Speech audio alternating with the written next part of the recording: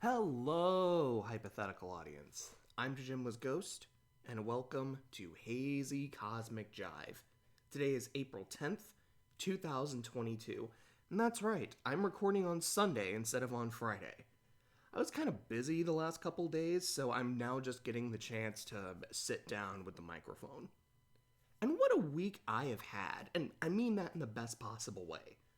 I started going to bed earlier, which isn't saying much when before I was going to bed around 4 or 5.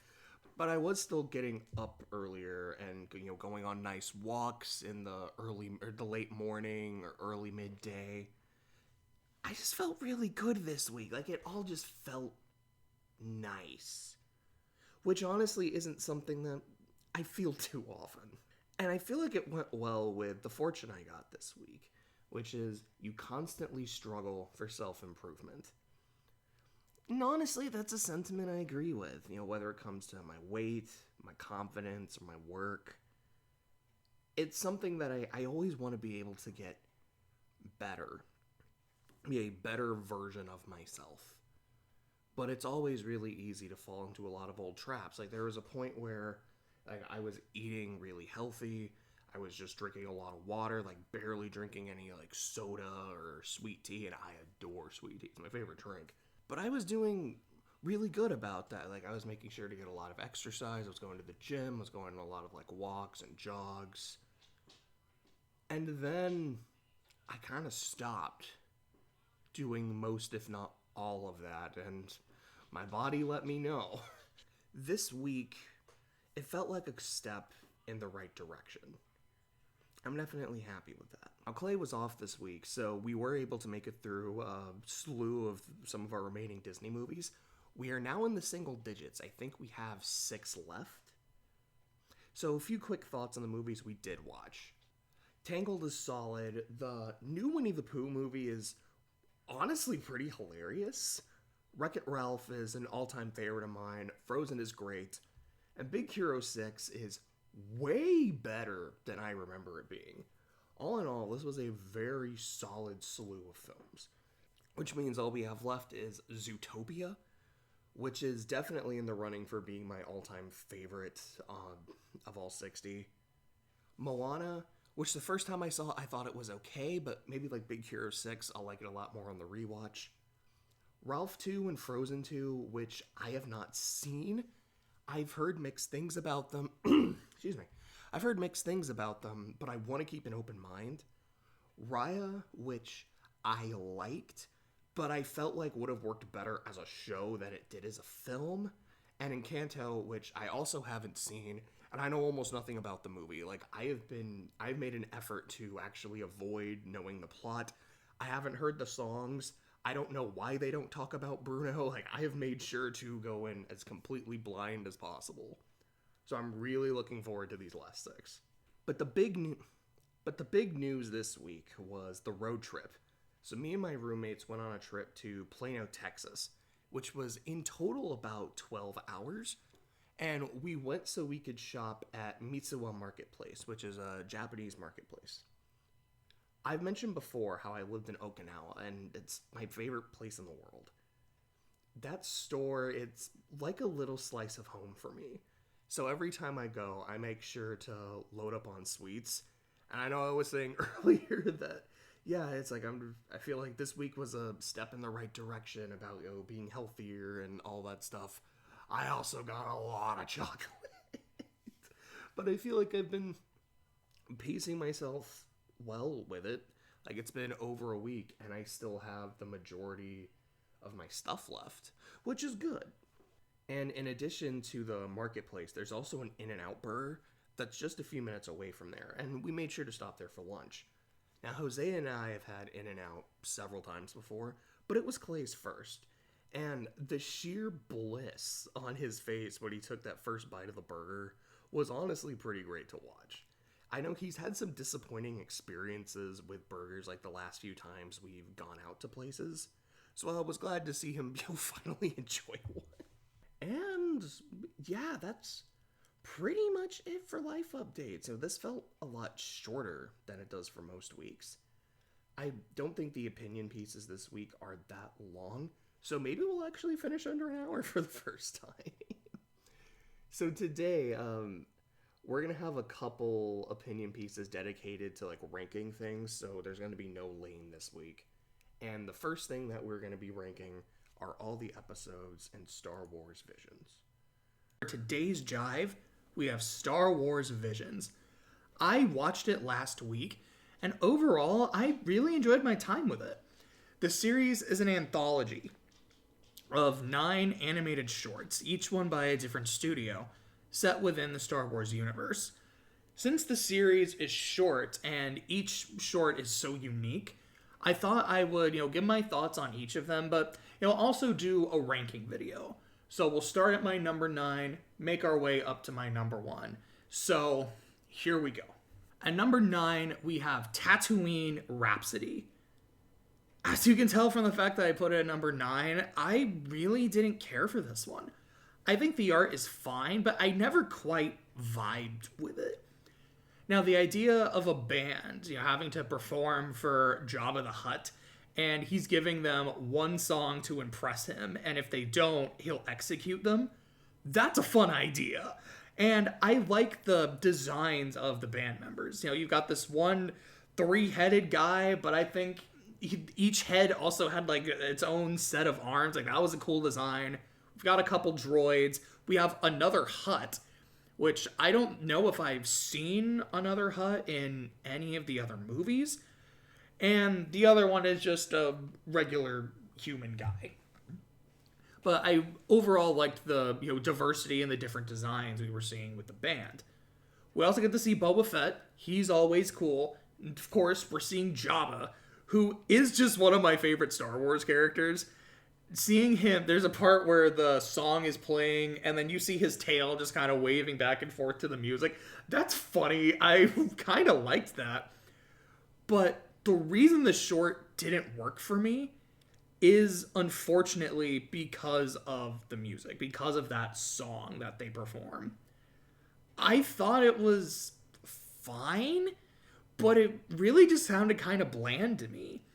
I've heard that it sounds a lot better in Japanese. On Disney Plus, the default language is English, so I just watched it in English, and it left me feeling kind of underwhelmed. And since, the song is the big climax and the part that's supposed to, really make you, be jumping with joy and, really vibing with the band, I felt like the overall premise of the short was fun, but ultimately I left feeling kind of unimpressed. And number 8, The Elder. Now, this is about a Jedi and his Padawan investigating a bad vibe that they get from the Force. The Padawan, Dan, is young. He's very eager to fight. His master keeps questioning him about that, kind of making sure that, his heart and his aims are in the right place.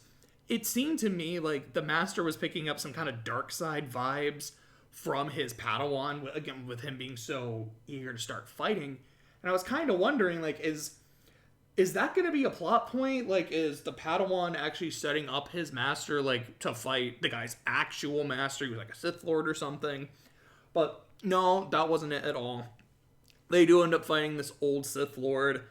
Dan goes off on his own, fights the guy, gets his ass kicked. So his master steps in. He has a duel with the Sith Lord.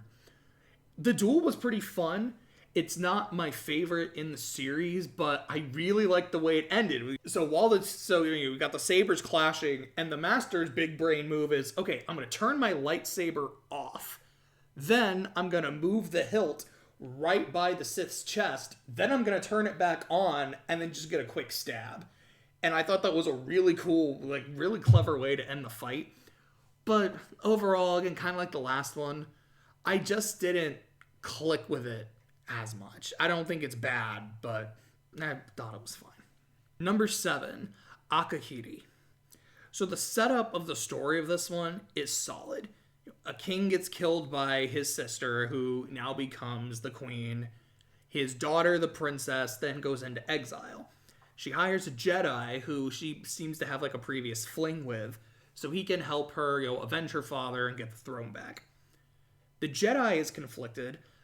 not just because, this is someone he seems to have a relationship with, and, for Jedi, having any kind of emotion is banned. But he's also conflicted because he's had visions of this scenario going wrong. So he doesn't want to go into this situation and, have the bad ending come to light. But he also has this complex about wanting to defy fate. So he does decide to end up going along with it. Now, this is another one where I liked the setup, but it just didn't really click with me again. And I think it was the art style. It was just not something that really appealed to me personally. And I didn't find myself overly invested in the plot until the last couple minutes. And the main reason I got invested is because of the antagonist. She is great. I love how she is able to break this Jedi and turn him from an enemy into an apprentice. She sends a bunch of droogs after him, and they're all wearing masks. He starts cutting them down, but then it turns out one of them is the princess. And, seeing, like, his love, nearly dead at his hands, he breaks down, he starts freaking out, and she's like, hey, with the dark side, this doesn't have to be her fate. We can change this. You want to help? I'll teach you all kinds of things about the dark side. I'll teach you how to bring her back. Look, I can do it right now. Boom, brings her back. That I thought was really cool, and I enjoyed it. But just the rest of the short, I thought was fine. Unfortunately, I just didn't quite love it. Number 6, T0B1. Or maybe you're supposed to pronounce it Toby. I'm not sure. Anyways, Toby. This is Star Wars Astro Boy. And the whole art style that they use is reminiscent of Osamu Tezuka, which is something that I really liked. Well, the plot of this one is an old Jedi created a robot boy to be his assistant to help him with his research about revitalizing this planet. Really trying to bring the life back, the water back, the rain, etc., etc. The little droid boy, Toby, dreams of becoming a Jedi. And one day he's kind of playing around, and he ends up finding his creator's old, starship. And he accidentally ends up sending a message out. He's playing the thing. He's like, this is a message to all Jedi. Yeah. But it works, and it ends up sending a message out to, a Jedi hunter. And, the Jedi hunter intercepts. He comes down to the planet. He kills the master off screen. And after that happens, the droid is devastated. He's like, okay, I'm going to fulfill what my creator, built me for. So he works to complete the research. He's able to get the planet all revitalized. But then the Jedi hunter ends up coming back to the planet, sees what's going on, which leads to a climactic battle. There's a montage where, he's doing a lot of research and trying to get the planet healed. The music in that scene was great. I remember really liking the music to the short and just really loving the art style that they chose. And I thought the fight itself also looked really good. I think this is just overall one of the best looking shorts in the collection, and I very much enjoyed it. Number 5, Lop and Ocho. So this one is about a mafia family. At least that was kind of the vibe that I got from there. This old school mafia family who take in this bunny girl alien and they adopt her as a family member. However, a good amount of years into the future, I don't remember if they had a specific number, but let's say about 10, 12, something like that, the Empire has encroached on their planet. Now, the head of the family wants to fight back against the Empire.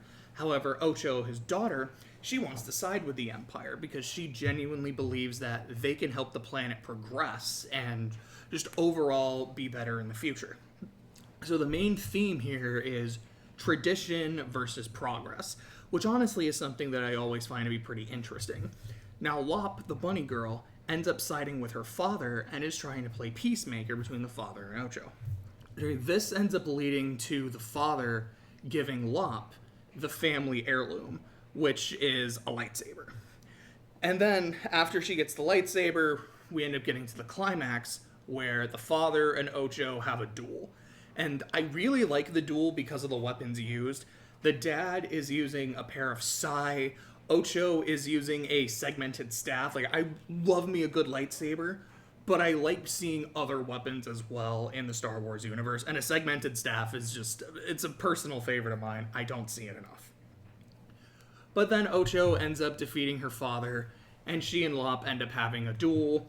She realizes that Lop was the one that was given the lightsaber, and then kind of goes on this thing about, like, no, why did he give it to you? You know, you're not his daughter. You're not one that's really part of the family. And I'll be honest, that fell a little bit flat. I just really wanted to see more of the relationship between the sisters, to really understand how close they were. So when Ocho sees that my father did not choose me as his successor. So, I mean, also seeing how close they both were to the father as well. So you see that, so you feel why Ocho feels betrayed, and then why she would say this. Whether she genuinely meant it, whether she was just lashing out because she was hurt, seeing more of these three relationships, I think would have made it a lot stronger. I honestly don't like it as a short. I mean, I still enjoyed it. But if this was just its own full-length movie, I would have absolutely adored it, especially because of the art style. So like I had said, I think Toby has one of my favorite art styles just because of how unique and stylistic it was, but this one just looked really pretty. I would have loved to have seen a full, like, 90-minute feature, you know, somewhere around that length of this plot.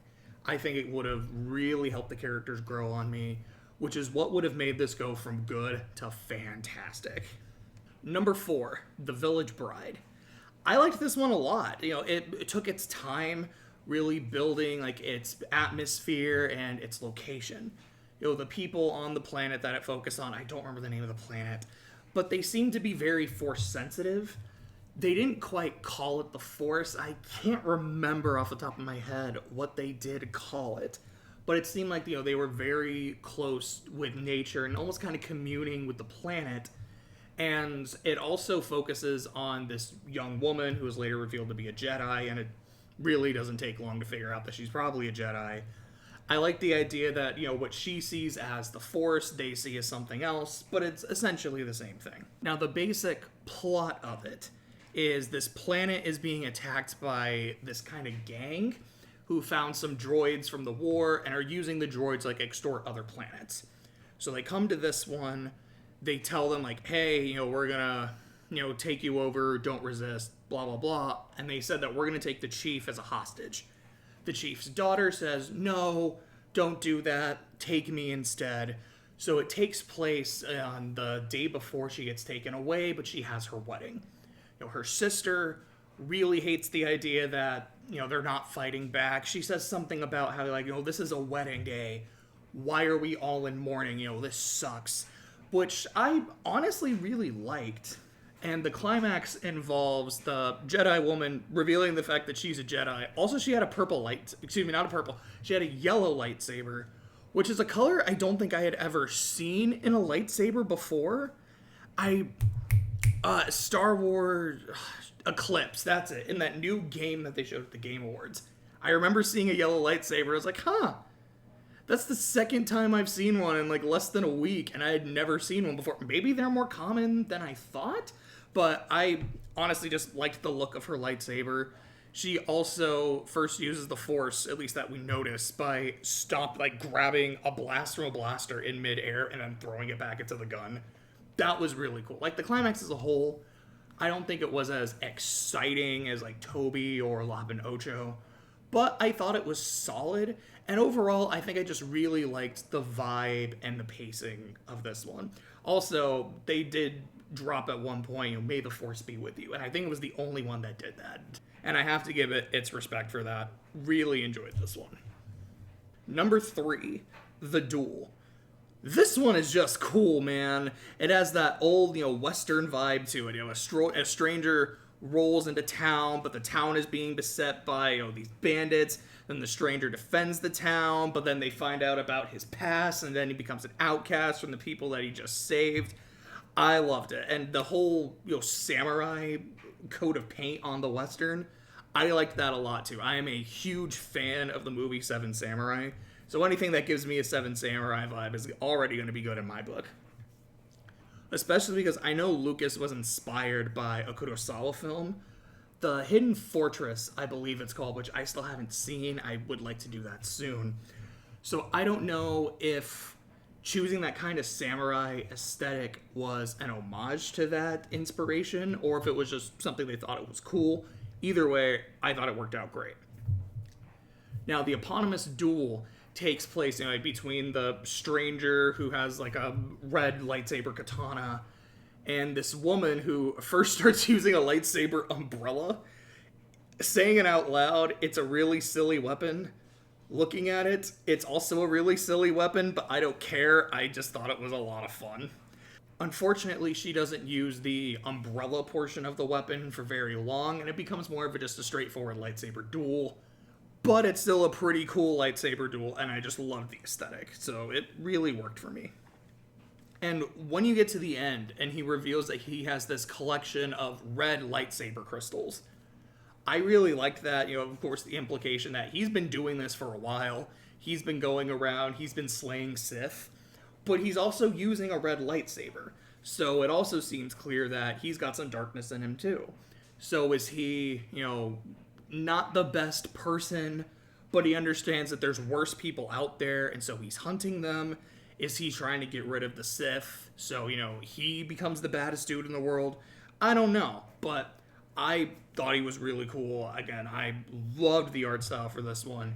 Easy top 3. Would love to have been able to watch more of this. Number 2, the twins. So the basic plot of this one is there's these two twins that the way it made it sound was almost like they were test tube babies, but they were made by the dark side of the Force. They were raised in the dark side so they could help bring order to the galaxy and all that. You've got the brother named Kare and the girl named Am, I believe. And as soon as Kare, so they're both wearing helmets for a decent chunk of it. As soon as Kare's comes off and I see his face, I just went, this is made by Studio Trigger, isn't it? This has a very Trigger-looking design, a very Trigger-looking color palette. And once we got to the climax and the way it was animated, I realized, oh yeah, I'm right. There's no shadow of a doubt that this was done by Trigger. So let me just go through what happened. Okay, so, basic plot. Like I said, raised in the dark side. Am is going to use a kyber crystal to fire this cannon, or to power this cannon so she can fire it, I think, at a planet. Kare comes, he sabotages that, steals the kyber crystal, tries to leave. So he and his droid get in their ship, they fly off, and they get caught in a tractor beam. And then they realize, oh no, this isn't a tractor beam we're caught in. Am is just using the Force, and she's so strong that she's just grabbing our ship and pulling it. And then you actually see that, oh wait, no, she's not trying to grab the ship. She's just trying to grab her power source. And it starts sinking through the ship. So Kare grabs onto it and then gets sucked through the ship, almost like it's opened a portal in space-time. So then the two of them are standing on the hull of a Star Destroyer. They don't have any real space gear, so they're just breathing in space because it's Studio Trigger. Of course they would just be breathing in space. And the two of them are having this forced tug of war over the kyber crystal. The kyber crystal then breaks in half. Each of them grabs that half to power up their own lightsabers, and then they keep fighting. Now, Kare does reveal that the reason he stole it from her wasn't because, oh, I've got some, I wanted to take the glory for myself, and it's not because he wanted to give it to the rebels or anything. He just had a vision that his sister was going to be in pain and possibly die, and he wanted to spare his sister. And his sister's response is, what's wrong with you? We were raised by the dark side. We were created by the dark side. I'm willing to give my life for the dark side. Why aren't you? And then she, just doubles down on using the kyber crystal. And she starts kind of going nuts. He ends up back in his ship with the droid, and then they use the kyber crystal powered with the ship going into light speed. The lightsaber hits this giant blade where they cut through her kyber crystal.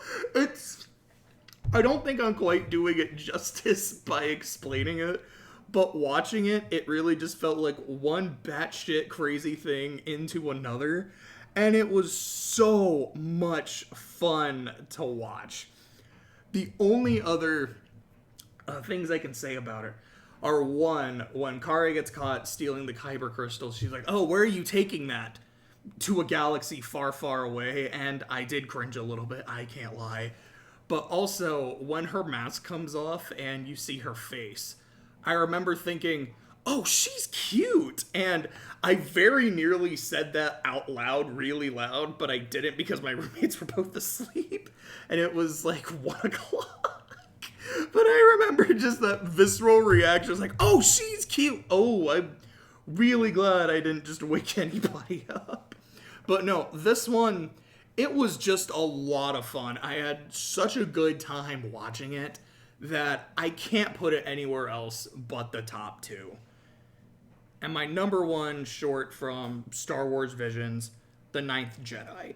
So this is about a handful of Jedi get a message from a Margrave that he's going to deliver them some lightsabers, so, they can team up, bring order to the galaxy and such. But those Jedi all sense that the dark side is among them, and they believe that one of them is actually a Sith who's waiting for an opportunity to kill the Margrave, steal all the lightsabers, and kill a bunch of Jedi as well. Meanwhile, the swordsmith who's been making the Jedis, he gets attacked, and so he gives this collection of lightsabers to his daughter, tells him, hey, you need to go, don't look for me, don't wait for me, just go to the temple, bring it to the Jedi, may the Force be with you, all that kind of stuff. So this leads to the daughter fighting off her pursuers, and what's honestly a really fun chase sequence. You get some pretty good driving, you get her using one of the lightsabers, which was really interesting because it had no color to the blade and it was also really small. And they explain it as like, oh yeah, whenever someone holds a lightsaber, basically their affinity to the Force and their connection with the blade and such, that's what determines the color, that's what determines the length. That's why, thinking back when watching the duel, it's like, oh, okay, so he's not just using a Sith lightsaber and that's why it's red. It's not just because he's using their kyber crystals. He must then actually have some dark side in him. That's why it's red. So for her, being someone that's not very experienced in the Force, it's colorless and it's small, but it honestly just looked really cool. The whole short, I also liked the art style quite a bit. So she ends up delivering all the sabers to the present Jedi, who are like, hey, where's the Margrave? Where's the Margrave? And finally the Margrave shows up. You then get this amazing shot where they all turn their lightsabers on, and all but one of them are red. And it turns out it wasn't one Sith hiding amongst Jedi, it was one Jedi amongst a bunch of Sith. Then a fight scene breaks out, which was probably one of my favorite fight scenes in all of Visions, because of how intense it was. These Sith get destroyed. One of them literally gets burned alive. I was like, this is pretty graphic. I'm all for it. Give me more of this, man. Maybe I'm kind of a horrible person, but I'm sorry. I guess I just like it. So, if there is a fight scene, take advantage of the tools you're given. That tool being the lightsaber and how vicious that weapon can be. And the Ninth Jedi 1000% does that. So at the end, all but one of the Sith are taken care of. He talks about how essentially he got corrupted by the dark side, but at this point he's like, you know what? All the other Sith are gone. Y'all seem on the level. I'll help you. And it's like, cool. Now we've got, there's 4 people here. We've all got lightsabers. The girl's lightsaber actually gets a color and it gets proper lightsaber length. What do we do now? Well, I guess now we team up, try to find other rogue Jedi and bring order to the galaxy. And then you get this last shot of that Jedi temple looking like a giant lightsaber. And it was such a cool shot to end on. And out of all of the shorts, this is the one where I most thought I would love to see a full series about this. Oh, I don't know if you heard that. There's a lot of lightning going on, so there was some thunder rumbling. But I would have loved to have seen a full series of this. La Pinocho, I think, would have been a really good movie. The Duel, I think, also would have been a really good show. For the most part, I think the others being shorts, I'm completely fine with. But overall, like I said, I did enjoy Star Wars Visions. if you're a Star Wars fan or if you like a lot of the animation studios that worked on this, would 1000% recommend checking it out. And I am curious to know, which of these did you like? What were some of your favorites? What were some of your least favorites? Did you like all of them? Did you hate all of them? Etc., etc. Let me know. This week's current events starts on a somber note. I can't talk about the NFL this week without mentioning Dwayne Haskins. He lost his life yesterday after being struck by a car. And, it's my thoughts, prayers, and condolences go out to his friends and family. It's always a tragedy seeing a life being cut so short. And it's just one of those sobering reminders that our lives are on an invisible timer, which gives us all the more reason to love and appreciate the people in our lives and to just be kind to one another. Because we don't know how much time we have left or they have left. There's no reason to not make those moments as pleasant as possible. I sincerely hope he rests in peace. In less sobering NFL news, my Saints made a big trade with the Eagles regarding draft picks. The Saints gave up next year's first, a future second, I think maybe like a fourth rounder or so, to get one of Philly's 3 first-round picks this year. This gives the Saints 3 picks in the top 50, and the Eagles have 2 first-rounders 2 years in a row. So this is a move, to me, that signifies that the Saints think they can compete for a championship now, which is why they're trying to go all in on this year. And, yeah, I mean, why shouldn't they? Last year, they were 5-2 before their starter got hurt. They had a top defense all year. They went through an absurd amount of injuries and still finished with not only a winning record, but was only 1 game out of the playoffs. So given the way last year went despite all of the setbacks, I do have a lot of faith this year. I know we don't have Sean Payton anymore, but the 1 game where Dennis Allen stepped in, we shut out the reigning Super Bowl champs. That was incredible. Maybe this is just my Saints bias speaking, but I do have a lot of faith this year. Now, March Madness has come to an end, and hypothetical audience, what an ending it was. Kansas rock-hawked and jayhawked all over Villanova to get to the finals. Meanwhile, Duke and UNC went down to the wire. It was back and forth, an absolute classic, and it lived up to all the hype, at least as far as I'm concerned. But ultimately, UNC denied Duke and Coach K their fairy tale ending. But then UNC didn't get their own fairy tale ending either, considering they blew a 15-point halftime lead against Kansas, which also ended up being a game that went down to the wire. So just congratulations to the Jayhawks on winning, and to all the teams this year for giving us just such a fun tournament. So moving on to show and manga updates. Say manga because the new Ragnarok chapter did come out, and I was able to read a translation of it. According to the subreddit, the translation was a bit jank, but I still thought the chapter was pretty cool. The fight's going alright, and I'm really enjoying the lore with Beelzebub. I love how the door to his lab just has a giant fly on it, and I sincerely hope at some point during his fight he's gonna have some kind of crazy fly form. It's Beelzebub. He absolutely should. He feels like he's gonna be one of the last gods to fight. I feel like Odin is the final boss. I mean, it's called Ragnarok. It has to end with fighting Odin. I could also see Susano being one of the last ones, and with all the hype Beelzebub has, he might be the fight right before Odin. I'm going to put my money on Nostradamus being the one to fight him. I don't know why. I feel like Tesla might end up being the one to fight Odin. Here's the last god versus, all of, the potential of humanity and the evolution of humanity, in one person. That feels like a fitting ending. But with the way Brun was, hyping up Nostradamus, yeah, this is one of our trump cards. This is one of our best people. I feel like it makes sense to use him against Beelzebub with how much he feels like he's being hyped as well. So I haven't seen yesterday's Amphibia episodes yet, so I'm just going to talk about the 2 from last week. So Sasha's Angels is an excuse to let side characters have some time in the limelight. Maddie was a highlight as always. Her interaction with the Willy Wonka frog had me howling when she's just nodding at him before sniping him with her magic. And I was honestly pretty pleasantly surprised by Mad Max Toady. I liked Anne and Sasha's interactions in this episode. You know, Anne is convinced that Sasha sees the frogs as pawns that can be easily discarded because that's how she feels Sasha genuinely treats people. But Sasha shows that she does care for them and that she trusts them.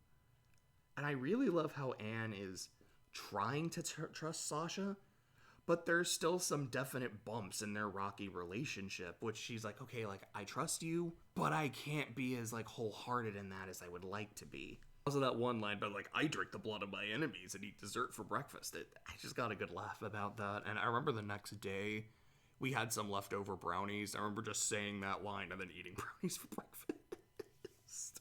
Again, like, the being healthy and good stuff started on Monday. It didn't start the day after. Then we get to Ulm Town Road. So Anne, the Planters, and Sasha are looking for the Mother Ulm due to something they found back in California saying you need to go find her. So they find the conjoined Ulm twins from that one episode when Sprig and Polly were annoying the heck out of each other. And they use them to try to get to, like, the Ulm City underground. Now, Sasha heard that they were banished from their home for a mistake that they made, and she takes a real keen interest in their redemption throughout the rest of the episode. I loved her projecting her need for redemption onto other people. It reminded me of Hoseki no Kuni, how Foss is projecting their need for a purpose onto Cinnabar. At least that's how I interpreted their relationship. I have a piece on that too. I'll probably try to get to it next week.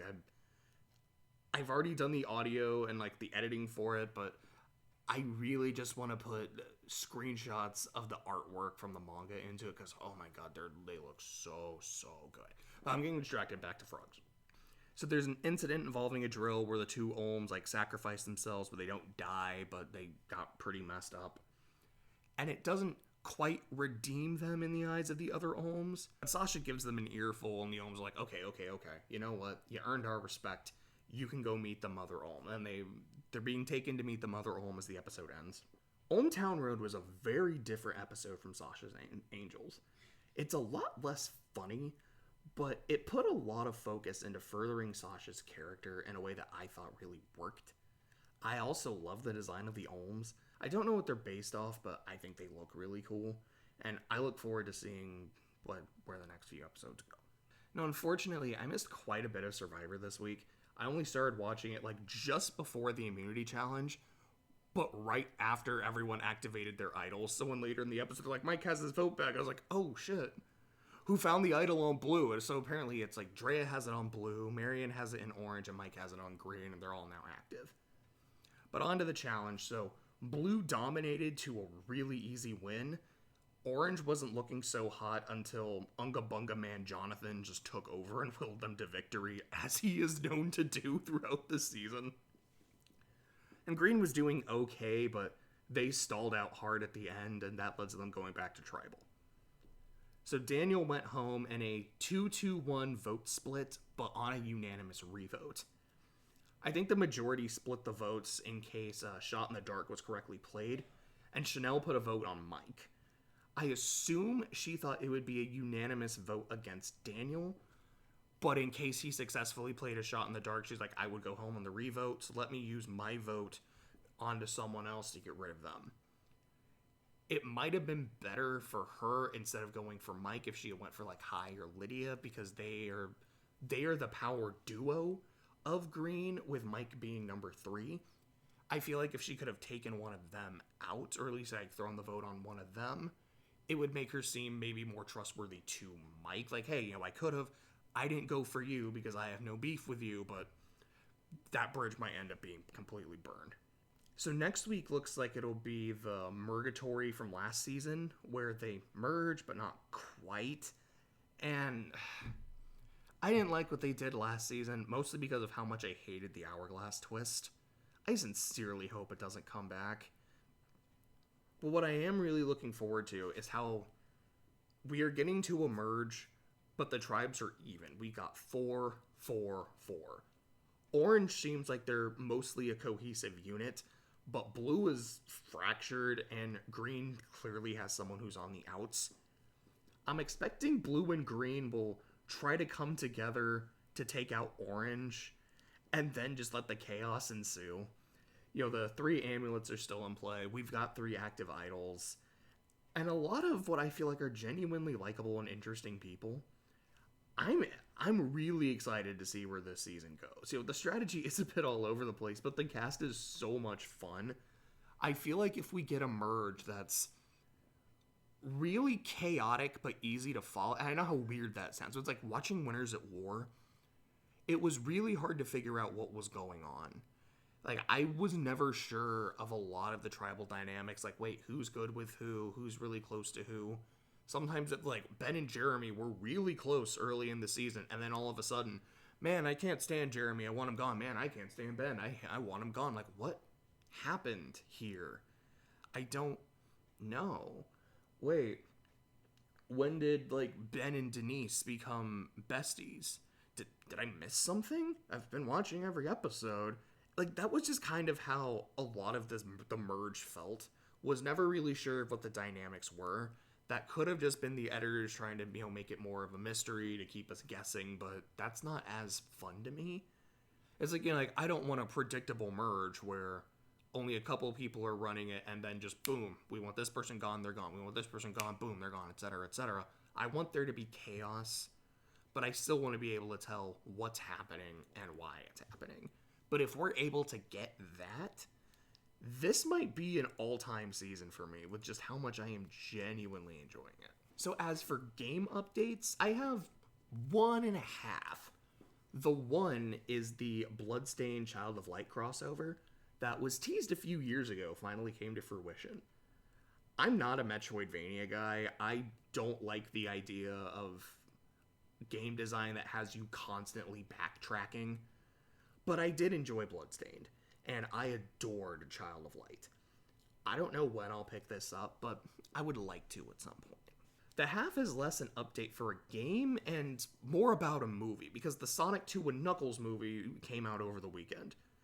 Critics are very mild on it. I've seen reviews genuinely criticizing the lack of human characters in favor of giving Sonic and his friends more screen time.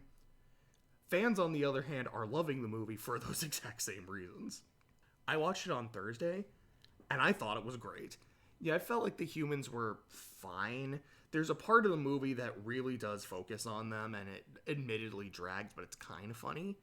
But I feel like they're used well enough. They still have a presence, they're relatively likable, but they don't get in the way of what I'm here for. Knuckles was on point. He is an unga bunga echidna with his brains in his fists. One of my favorite scenes in the movie is him declaring his unfaltering faith and trust in Eggman after just one handshake. It's yo, this is how we signify partnerships in my world. Okay. I now trust you completely. That is peak Knuckles. That is exactly who he is. He has no need for doubt or subterfuge. It's beautiful.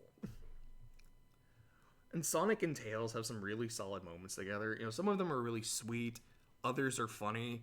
There's this one creepy one where Tails reveals that he's basically been, stalking Sonic, and Sonic's okay, it's a little weird, but alright, it is what it is. Eggman now looks like the actual character from the games, and Jim Carrey's performance didn't really click with me in the first movie. Maybe it was just the fact that he looked nothing like Robotnik. I'm this is just Jim Carrey being Jim Carrey, and I like Jim Carrey, but I'm here to see Eggman. Maybe it's the bald head and the mustache. But in this movie, it felt a lot closer to Eggman, and I liked the first movie, but overall I felt like this one was a huge improvement. I won't spoil the climax or the after-credit scene, but both of them are great. Apparently, Jeff Fowler, the director, has expressed interest in doing a Smash Bros. Movie. I feel like a Smash universe is something that could be a thing if the Mario movie does well. I know it's going to have DK in it, so already it could be trying to set up for a Donkey Kong Country to, plant the seeds for a Smash verse. I'm still cautiously optimistic about that one, but I feel like if Fowler was put in charge of a Smash movie, at this point, I feel like he's kind of earned my trust with it. The last current event is another movie I saw in theaters. I saw yesterday. Everything, Everywhere, All at Once. The basic plot is the multiverse is real, and Evelyn is the key to stopping this chaotic force of nature from destroying the multiverse. She's able to connect to versions of herself and learn about their lives and skills, and use that knowledge to survive and fight back against the forces of chaos. This movie is about a lot of things. Regret, untapped potential, the weight of a bond between a parent and child, nihilism, and the importance of compassion. It handles these really well. I was close to crying throughout the entire climax, and at some point, the dam broke. I don't think there was a specific moment that broke me. It was just, I'm not even going to try to fight it anymore. I'm getting close. This movie, I feel like, has earned it at this point. Let's just cry. It's also a movie that quotes Absolutely by 9 Days with total seriousness, has a universe where everyone's fingers are sausages and they have, mustard saliva, and a raccoonie. Ratatouille, but with a raccoon. This movie is the perfect amount of batshit crazy with a strong emotional center, and I can't recommend it enough. And speaking of things I can't recommend enough, our next opinion piece on Pokemon Evolutions. I am a huge Pokemon fan, and I had so much fun watching this series. So let's find out which ones were my favorites. For today's Jive, I wanted to talk about Pokemon Evolutions. This is a series of 8 shorts, each focusing on a specific scene from each region, starting from Galar and making its way down to Kanto. I believe this is the 4th set of shorts made by the Pokemon Company, alongside Pokemon Generations, Twilight Wings, and Poketoons. I've been enjoying all of these shorts, and I hope that they continue to make more of them. I've mostly lost interest in Journeys, so I'm happy to have some other forms of Pokemon animation that I can get into. So like I did with Star Wars Visions, I wanted to go short by short and give my personal thoughts on them and also my ranking from 8 to 1. So let's start with number 8. Number 8, The Rival. This short focuses on Barry's journey through Sinnoh to become a stronger trainer and ultimately battle his dad at the Battle Tower. It starts with him facing his dad, and his journey is shown through a series of flashbacks intercut between parts of their battle. I have 2 major issues with this short. First, this doesn't feel like Barry. His trademark energy is nowhere to be found. Instead, he's serious, and almost every word out of his mouth is about his dad. Oh man, I just lost this battle. I don't know if I'm able to face my dad. Cool, I just got my first Pokemon. Now I can start training to beat my dad. Whoa, this gym leader's really strong. I wonder if he's as strong as my dad. Who, he barely even mentions during the main story of the Sinnoh games. It's really jarring not seeing Barry running around literally headfirst into situations, or talking about hey man, if you don't meet me at this place, I'm gonna find you, and then he just freaking zooms off. That might not have been so bad if not for the second problem, which is that the short is boring. Each of the others has at least one standout moment, a great line delivery, an epic song playing, or a cool visual. This one doesn't. What we see of the battle between Barry and his dad is a bit lackluster. And I didn't feel anything during his fight with Jupiter or his rematch with her at Spear Pillar. I don't have much else to say. It's just, he's out of character, and the character we do, and the rest of the short around that character is underwhelming. Next one. Number 7, The Visionary. This one was so close to being at the bottom. And even still, I kind of want to put it at the bottom because of how much I hate Lysander. He came off as a moron to me during the game who was way too obvious as a villain, and on top of that, just had nothing to offer. He was just nuts, but there was nothing about him that made him, like, enjoyably nuts. Like, he would just kind of show up, say some shit, and every time he did, I was like, okay, so you're the bad guy, right? Okay, so you're the bad guy, right? And then at one point, he's like, by the way, everyone, I'm the bad guy, and I'm kind of insane. Bye. And this short, unfortunately, does nothing to fix my perception of him. You know, he talks about how the world is beautiful, but since it'll one day become ugly, he has to destroy it? What the hell is he even talking about?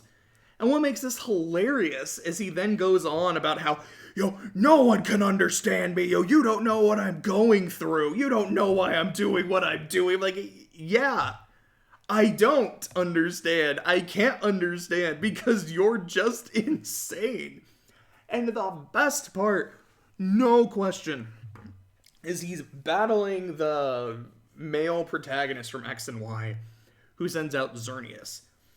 And Lysander has his Gyarados out, who he then decides to Mega Evolve. Now, for those of you who don't understand why that's stupid, Gyarados, as a water-flying type, is neutral to Xerneas, who is pure fairy. But upon Mega Evolving, it becomes water-dark, so it now has a weakness to fairy. And to the surprise of literally no one except Lysander, his Gyarados then gets one-shotted, and he starts throwing a hissy fit. He's like got some VR goggles on, he takes them off, he just throws them on the floor. It's like, no, how could I lose? Because you're a moron, that's why.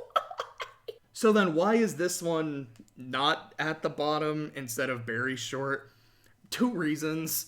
1, as much as I dislike Lysander, I can't deny that just watching him lose his mind is entertaining. I think the voice actor did a great job. Lysander speaks with such conviction that even though I think he's a loon, I get the sense that he genuinely believes whatever it is he's talking about. 2, I think it just looks better than Sinnoh's. I don't think this is one of the best looking shorts, but I feel like it had just enough to give it the edge and keep it out of last place. Number 6, The Discovery. From here on out, I did like all of the episodes. Some of them just appealed to me a little more than others. I'll be honest, this is the episode I was looking forward to the most. Yes, I did start with Pokemon Red back in... When did it come out? I know in Japan it came out in 96. I think I first played it, I got it for Christmas, like 1999, I believe, maybe 98. So yes, I am a Gen 1er. But the reason I was looking forward to the Kanto short so much is it was going to be about Green. I remember reading part of the original arc of Pokemon Adventures, and I really enjoyed her character. So I was looking forward to actually getting to see her in animation. So in this, she is on a journey to catch Pokemon number 150, Mewtwo, so she can finish her dex. But she has competition from 2 of the other trainers, and it's a race against the clock to see who will get to Mewtwo first. So let's talk about Green. After watching this short, I now want a series with her as the main character. What struck me the most about her is the physicality. We see her sliding away from a Graveler, she's surfing on her Blastoise mid-battle, she uses her Victory Bell like a tire swing to get across a chasm. We've certainly seen Ash, run away from Pokemon. I vividly remember him running away from Primeape. And we've seen him surf on Pokemon as well, but it gave me the sense that she's used to doing all of these, physical activities because of just how efficient she is when it comes to catching Pokemon and training. And I think it's because of that efficiency she ends up being such a sore loser. Someone else ends up getting the Pokemon that she wanted. So what's Green's response? She's like, well, now we have to battle so I can vent my frustration. Ugh. And then she loses the battle. And what's her response? Well, how about you come become my Pokemon? I could just catch you then. And then the other trainer and Mewtwo, both, the Pikachu as well, but they all give these really funny reactions. I was surprised at how funny Mewtwo was in this. I also really liked her taste in Pokemon. You know, Ninetales and Gengar are two personal favorites of mine. Always have been, always will be. I really liked the Victory Bell tire swing. I know I already mentioned it, but I was like, that's cool. I want to see more stuff like that, and with her as the main character, I think we could. You know, Kangaskhan and Clefable, they're pretty solid Pokemon too, and I mean, you can't go wrong with Blastoise. A couple other notes before I move on. I could be wrong, but I think this is the first time that the Nugget Bridge has been animated. I genuinely don't remember seeing it in the original anime, and I can't lie, I actually felt really giddy seeing it here. I also love the way the Cerulean Cave looks. It's very similar to its aesthetic and origins. And like I said, started with Gen 1, so I do enjoy any time Mewtwo is shown in the anime. Not just because it's cool to see Mewtwo, but because it almost will always show how stupidly powerful this thing is. And I was talking a little bit ago about how I kind of fell out of Journeys, but the episode where Ash and Go battle Mewtwo and Mewtwo just curb stomps them, it was satisfying to watch. Not based on Ash and Go hate, but just like, my boy, it's good to see you again. But I can't lie, you know, seeing how stupidly powerful Mewtwo was, it did kind of make me wonder how the other trainer actually managed to catch it.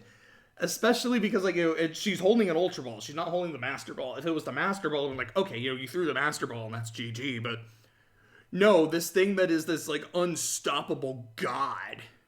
Well, that'd be Arceus. But so I guess this unstoppable force of nature. But it was clone, so it's not really a force. This unstoppable force.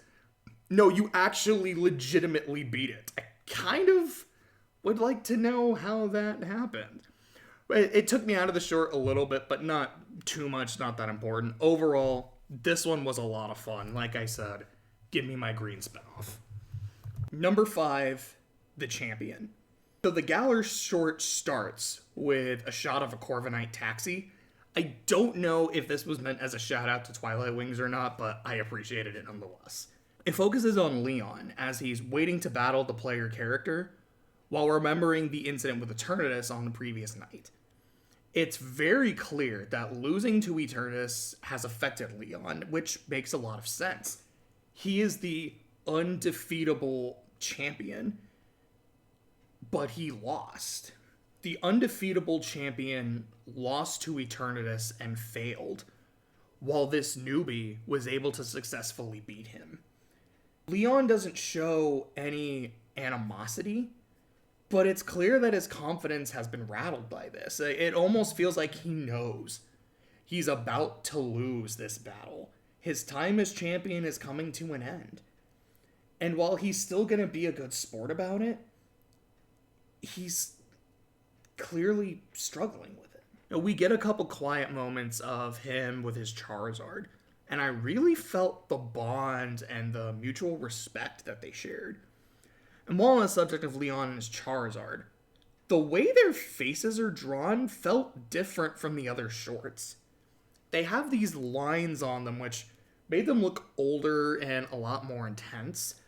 It was a unique visual, to be sure, again, compared to the other ones, but I honestly really liked it. It kind of helped this one stand out a bit more. If I'm being honest, I actually had this one ranked a little lower. I had it ranked at number 6 and the Discovery at number 5. But while I was sitting here writing the review and just remembering the shorts and like a lot of Leon's like little expressions, I realized like, man, I just absolutely love the amount of depth that this short gave him. And as much as I enjoyed Kanto and as much as I really liked Green, I feel like I have to give this one the edge. Like, barely, but I have to give it the edge. Number 4, The Wish. Hoenn's episode feels similar to Galar's in that it gives depth to a game character and it stands out visually. But while the champion's visual choices are unique, and I think they work, this one blew my freaking mind. The lighting, the colors, the meteor shower, the ending shot of the 2 Pikachu watching Mega Rayquaza and Mega Salamence duking it out just looks like a wallpaper. On top of that, the music is great. The song at the start was giving me chills, and Zinnia's theme, while it doesn't play for long, is still one of my favorite songs in the entire Pokemon series. So I really enjoyed hearing a version of it at the end. In terms of presentation, this is a top 2 short. No question. And like I said, it's giving depth to a character. Zinnia looks like she's having the time of her life during the first half of this short. She's getting to share the history of her people and how it's her destiny to save the world. You can tell she's been looking forward to this moment her whole life and is relishing that her time has finally come. And then it doesn't. Rayquaza doesn't respond to her. She's not the main character like she always believed she was. And she just deflates. She gets this short flashback of her childhood, the preparations for her grand moment that will never come. And, she just starts crying, and I can't lie. I really felt that. Now, I didn't cry during this. I didn't cry during any of the shorts. But it was just like a really strong and heartfelt moment. And just like Leon, she's able to take this in stride. She lets May battle and catch Rayquaza without interference, and then challenges her to a battle afterwards. Kind of like what Green did. But with Green, it really felt like her battle after not getting Mewtwo first just kind of felt like a tantrum, which was still enjoyable. I'm not trying to diss her character. I thought it was hilarious. But this feels like Zinnia, just kind of getting some catharsis and being able to let go. It's real good shit. Number 3, the plan. This is the point where I'm just really splitting hairs between the shorts. I very, very nearly had this at number 2, and I really considered having a tie at number 2, but I decided that this one just barely gets edged out, but man did I love it. So Unova's short revolves around Ghetsis and his eponymous plan for world domination. He's voiced by Armin Taylor, who I know from Cold Steel 3 and 4 as Black Alberic. And as soon as this dude, the first, syllable of the short started, I was like, oh, I know this guy. Because he just owns every evil syllable that he says. I don't know how extensive his filmography is, but I really hope I get to see him in other series going forward, because this guy's voice is amazing. But back to the short. What makes it work is the atmosphere. Like I was talking about, the voiceover is great, but it's not just that. It's a lot of the shots and the way that Ghetsis is framed, the music in the background. Everything combines to give him both the sense of grandiose, but also the feeling that he is this huge threat. The fact that these Pokemon openly snarl at him as soon as they see him really says everything that needs to be said about this guy. And for me, what makes him work as a character over someone like Lysander is that Ghetsis' goal is really simple to understand. He wants to rule the world. But that's hard to do when people have strong Pokemon. So his plan is, I'm going to go find a kid and raise him up to be the great hero of legend and Team Plasma's king. And if the legend is true, he's going to get a legendary Pokemon. And then we'll be able to preach about the liberation of Pokemon, and we can use the legendary to enforce the teachings of our king. Then everyone's going to have to give up their Pokemon, and when the time is right, I will betray the king, and I will rule in his stead, and no one's going to have the Pokemon to oppose me. Now, his plan definitely has a few moving parts, but he's able to navigate them all without a hitch. Yeah, he makes N the king of Team Plasma. He gets M Zekrom, who looks awesome in this short. There are so many just cool shots of Zekrom. Even he's not really doing anything. He's just so cool. He has N battle the champion, which N wins. And then after that, they make the Pokemon League their base of operations as the symbol that Team Plasma has conquered the Unova region. And the entire time, his hold over N is so strong that nothing could convince this kid that Getsus is using him. Alder's trying his best. It's clear that Hilda's, trying to do the same. But Getsus's plan is foolproof. And nothing will stop him. This short is perfect. It is an absolute 10 out of 10. But I think if there was an actual fight between Zekrom and Reshiram at the end, and then you had Getsus ready to battle Hilda afterwards, like if his final voiceover was like, no one will stop me, is like, all right, I've already beaten them, now I gotta beat you too, and then he's got like his Hydreian in the back or something. That would have pushed this to an 11 out of 10. That might have given it, I feel like that might have given it the edge to be number 2. We're tied for 2, maybe even number 1. But it is what it is, and what it is, absolute certified banger. Number 2, the Eclipse.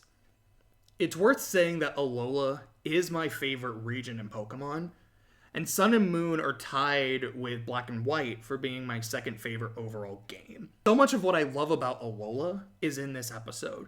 We get Lily, who's one of the best characters in the series, taking center stage. We get Prime Bitch Lusamine in the middle of her Mother of the Century campaign. Lunala is my favorite box art legendary, not only for its design, but because of its role in the story and relationship with Lily. The moment with Lily and Nebby hugging each other with the stars in the background is a gorgeous shot, and I would say it is my favorite individual moment in all of Pokemon Evolutions. And then we get the fight with Necrozma. Holy shit! The fight with Necrozma. From the terror in Lusamine's voice as Necrozma is coming through the wormhole, the hype music, the attacks looking gorgeous. It's absolutely incredible. The fight ends with Nebby losing and being absorbed. And despite the odds, Lily still stands up against Necrozma, ready to go down swinging. It legit gives me chills. As I was writing this, I really considered moving this up to number 1. And as much as I love this short, I just can't. Number 1, the show.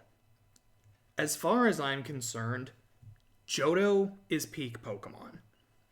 It came out in the midst of the Pokemon craze in the late 90s and early 2000s. Soul Silver is no question my favorite Pokemon game.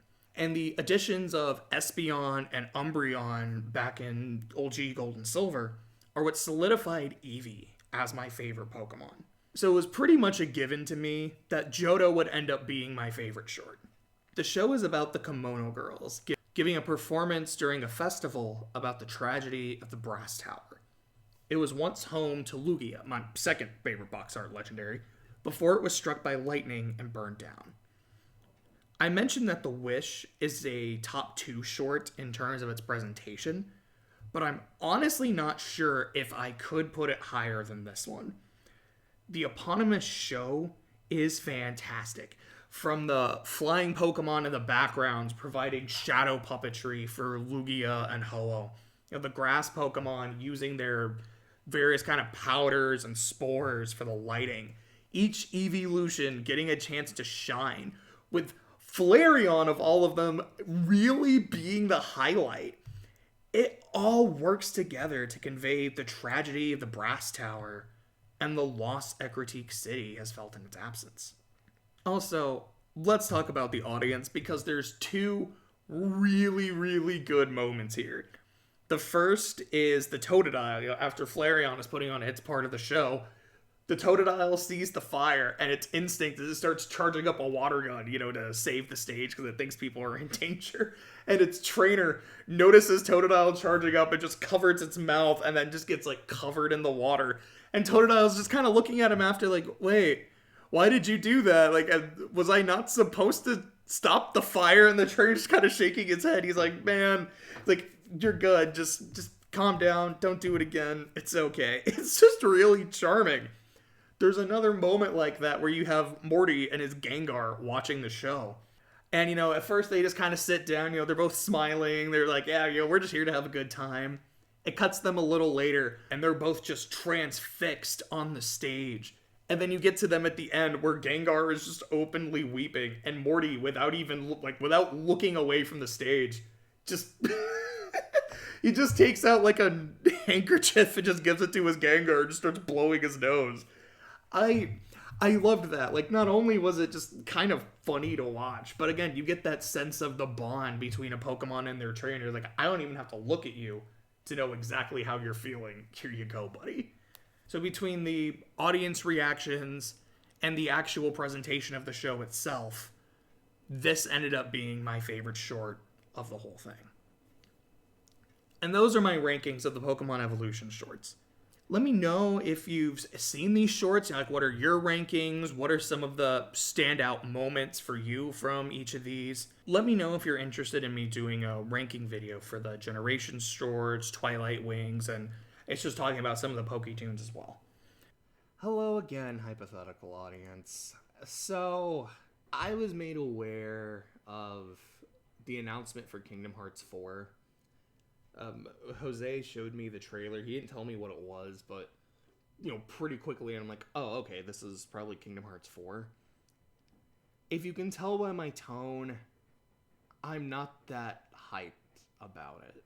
Kingdom Hearts and Kingdom Hearts 2 are tied for a spot on my top 10 list of favorite video games. I sincerely love them. I love the gameplay. I love, clearly I love Disney. Like, Clay and I are going through a thing, like, we're going to watch all of these movies, some of which I've never seen before, some of which it's been way too long, others of which I adore and have seen a billion times. So the fact that it is a giant game about Disney is awesome. And I think the gameplay is fun. I like Sora. He's a very optimistic and just likable dude. It's like you have a spaceship that you use to get to the different worlds, and I think in the first one it's kind of ass to play, and the second one it's really, really fun. Like, the first one overall is just a fun game, and then the second one is like so much funner, but the first one has that just Disney magic and charm that is what to me keeps it on the same level as Kingdom Hearts 2. It's like, here's the better experience, but here's the better game. But I love them both. And then the other games in the series I mostly like. Like, I like Chain of Memories. I really enjoyed Birth by Sleep. Dream Drop Distance was good until the end. I feel like this... Oh, God. I don't want to talk about Kingdom Hearts story. I'm not even going to attempt. But I really didn't like what they did at the end of Dream Drop. And I pretty much hated all of the story in 3. I still feel burned by Kingdom Hearts 3. And it's not like... I can even say, like, oh, but it was such a fun game. Like, I liked the first 3 worlds.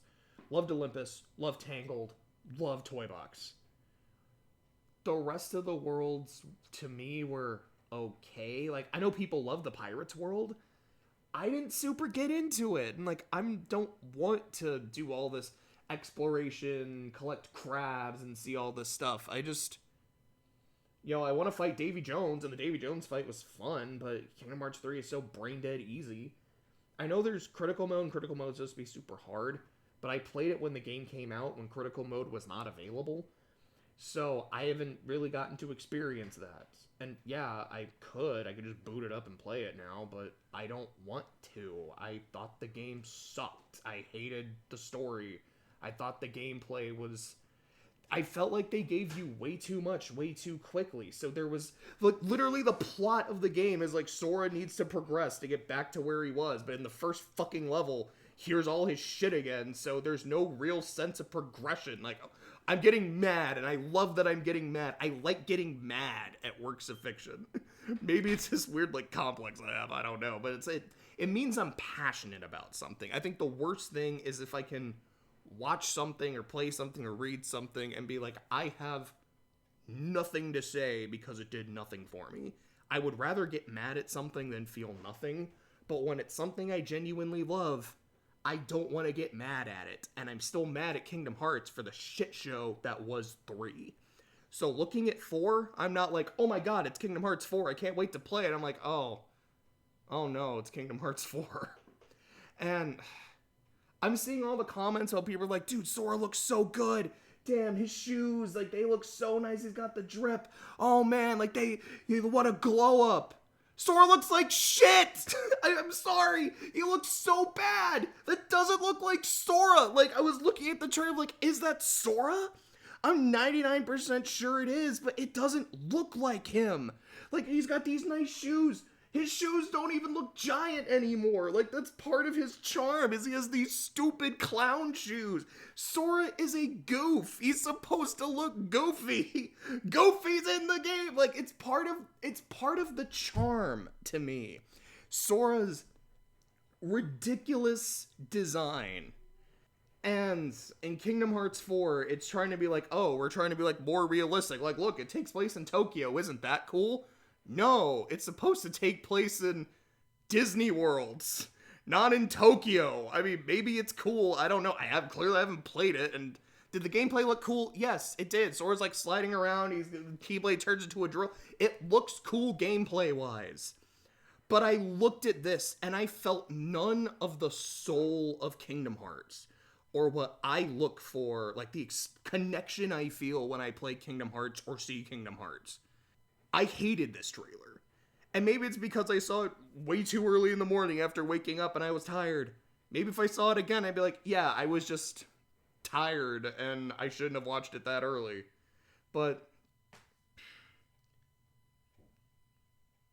Sora was my most wanted character for Smash Ultimate. And going into that last reveal, I was so hopeful that it would be him. And I recorded my reaction to it, like it's on the channel, of me going in blind, not knowing what to expect, having faith. There was also that, like, leak that was really interesting, but, like, I had faith. And I was watching it, I watched it with Clay, and he's like, dude, I think this is Dark Souls. I was like, oh, I think you're right.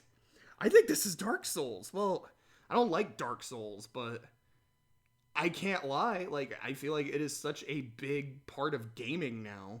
It makes sense for it to be here. So you know what? It's not my pick, but I get it. I'm completely fine with it. And then I saw that Mickey Mouse keychain, and I flipped. I was so happy. Like, I was not in a good place at that time. I could argue I'm still not, but I was not happy. But that moment made me feel real, genuine joy. And so seeing him get a new game and feeling none of that, it's just sad.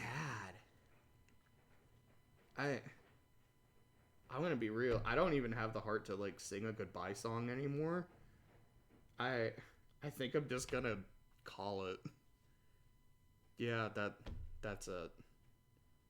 Bye.